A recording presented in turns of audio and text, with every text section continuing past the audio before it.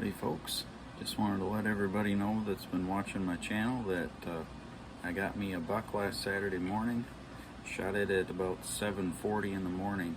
Actually, I was hunting one of my there's 3 apple trees out in this little old unused pasture, and it was facing behind me in the woods, and I was just about to pull out my phone and text my dad's cousin that bow hunting is stupid, because when we're hunting you get bored, so him and I are texting each other quite a bit when we're hunting, and pulled my phone out, looked up, and there he stood, and I had just looked up at the time and it was 7:40, so I shot him a couple minutes later. But he was in range when I first saw him, because it's pretty brushy, like out to 30 yards there, so as soon as you can see him, usually they're in range, but can't always get a shot, there's brush.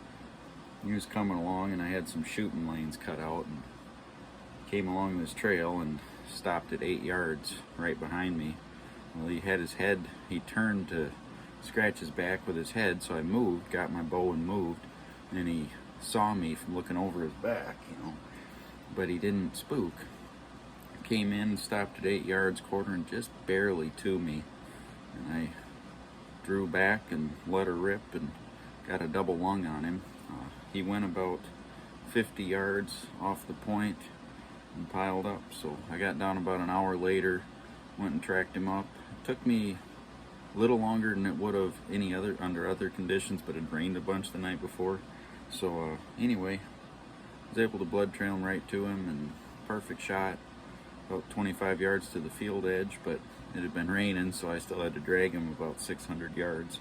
But I got a 2-wheel deer cart my dad bought at Cabela's, I don't know, 20 years ago, probably been 20 years. Anyway, put him on that. Half of that drag was uphill, so I was grateful to have that. That takes quite a bit of work out of it, but just your run-of-the-mill yearling, weighed 124, field dressed, got about 55 pounds of meat out of him. But anyway, just want to let people know I had some success in the deer woods, and hopefully I can get 2 or 3 more deer this fall between bow and gun and muzzleloader.